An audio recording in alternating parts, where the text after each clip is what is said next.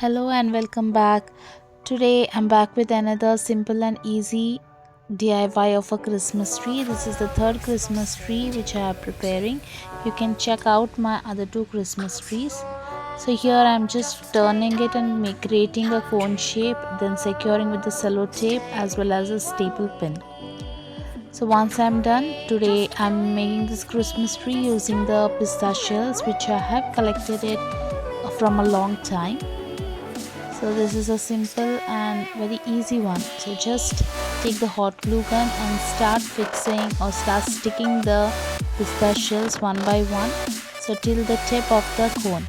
So here is the Christmas tree ready, and I am going to spray a golden spray over it and allowing it to dry for at least half an hour. So once it is dried completely, I'm going to attach the white beads. So I have thought of attaching only the white beads on the Christmas tree. So this theme is golden and white. You can add some other things also, but my Christmas tree, I have thought of doing it with only golden and white.